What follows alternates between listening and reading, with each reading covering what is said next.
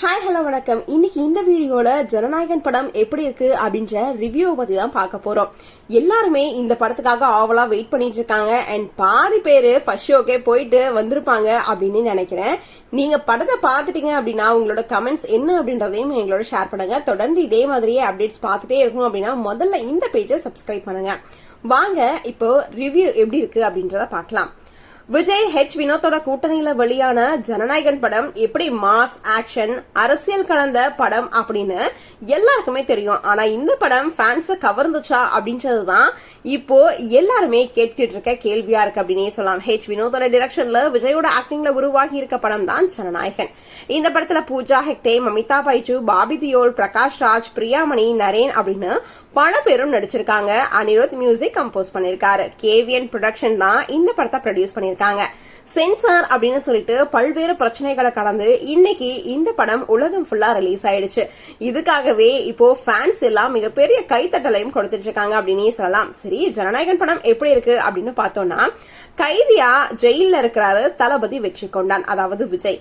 காவல்துறைக்கு அவர் செய்யற உதவிக்கு கைமாறா மரண தருவாயில இருக்கிற அவங்களுடைய தாயை சந்திக்கிறதுக்கு ஏற்பாடும் செய்யறாரு அதிகாரியா இருக்க ஸ்ரீகாந்த்.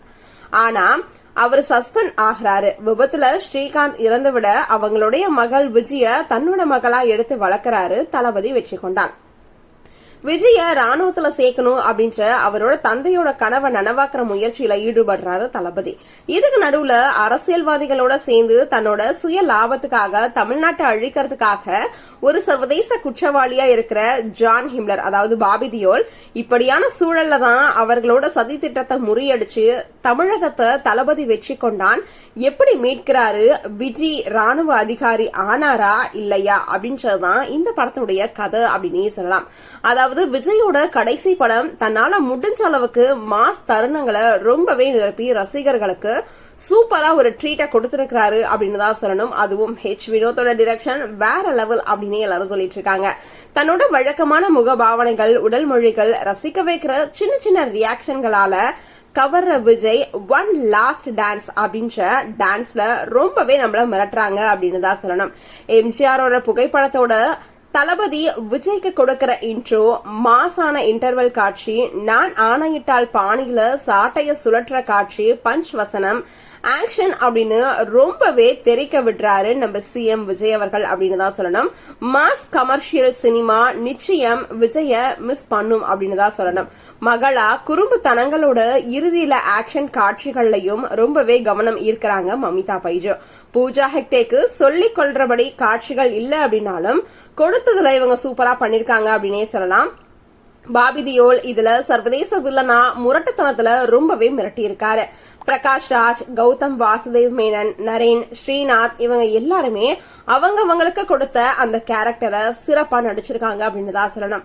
பகவந்த் கேசரி படத்தினுடைய மைய சரடையும் பல காட்சிகளையும் சேர்த்து தன்னோட கற்பனையும் அரசியலையும் கலந்து இந்த படத்தை ஹெச் வினோத் உருவாக்கி இருக்காரு அப்படின்னே சொல்லலாம். சூப்பர் மார்க்கெட்ல பூஜா ஹெக்டேவை சந்தித்து ஆன்டி அப்படின்னு நக்கலடிக்கிற காட்சி, மமிதாவுக்கான ராணுவ பயிற்சி, காவல்துறை அதிகாரியோட தவறான நடத்தை, சிறுமிகள் மீதான பாலியல் வன்கொடுமைக்கு எதிரான வசனம், பெண்களை மட்டுப்படுத்துற காட்சிகள், இது எல்லாமே பகவந்த் கேசரியோட ரீமேக் அப்படின்னு தான் சொல்லணும்.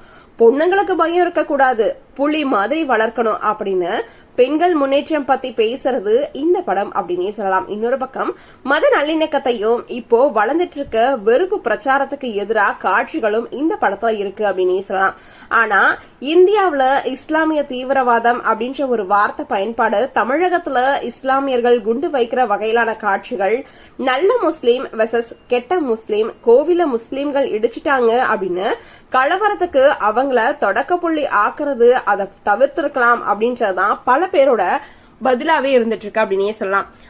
ஆப்பிரிக்கா, பாகிஸ்தான் அப்படின்னு எங்கெங்கோ போயிட்டு ரிமோட் கண்ட்ரோல் வார், ரோபோட்டிக் தொழில்நுட்பம், கள்ளச்சாராய மரணம், கனிம வள கொள்ளை அப்படின்னு ஏராளமான விஷயங்களை பேசுறது இந்த ஜனநாயகன் படம். ஆனா இறுதியில ரொம்ப பெரிய சண்டை காட்சிகளால ரொம்பவே நம்மள அப்செட் பண்ண வைக்குது அப்படின்னே சொல்லலாம். 3 மணி நேரத்தை இன்னும் கூட கொஞ்சம் கம்மி பண்ணிருக்கலாமோ. பாடல்களும் பின்னணி இசை அனிருத்தோட தேவைய உணர்த்தி இருக்கு அப்படின்னு சொல்லலாம்.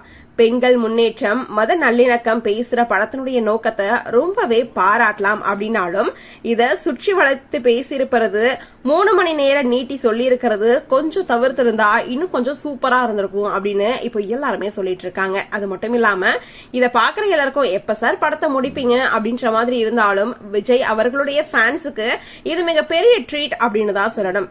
வெறுப்பு பிரச்சாரத்துக்கு எதிரான படத்துல கவனக்குறைவான வெறுப்புணர்வு ஏன் அப்படின்னு, மற்றபடி முதல்வர் விஜய்க்காக ஒன் லாஸ்ட் டைம் இது அப்படின்னு கண்டிப்பா இந்த ஒரு படத்தை பார்க்கலாம் அப்படின்னே சொல்லலாம். இப்போ பார்த்த எல்லாருமே படம் சூப்பர் டூப்பர் ஹிட், அதுவும் ஃபர்ஸ்ட் டே ஃபர்ஸ்ட் ஷோ பார்த்தவங்க எல்லாருமே சூப்பரா இருக்க படம் அப்படின்னு கமெண்ட்ஸ் போட்டுட்டு இருக்காங்க அப்படின்னே சொல்லலாம். சரி, நீங்க இந்த படத்துக்கு போயிட்டு வந்துட்டீங்களா, இல்ல எப்ப புக் பண்ணிருக்கீங்க, இந்த படம் பார்த்துட்டீங்க அப்படின்னா உங்களோட கமெண்ட்ஸ் என்ன அப்படின்றத எங்களோட ஷேர் பண்ணுங்க. தொடர்ந்து அப்டேட்ஸ் பார்க்கணும் அப்படின்னா லைக் பண்ணுங்க, ஷேர் பண்ணுங்க, மறக்காம நம்ம சேனலை சப்ஸ்கிரைப் பண்ணுங்க.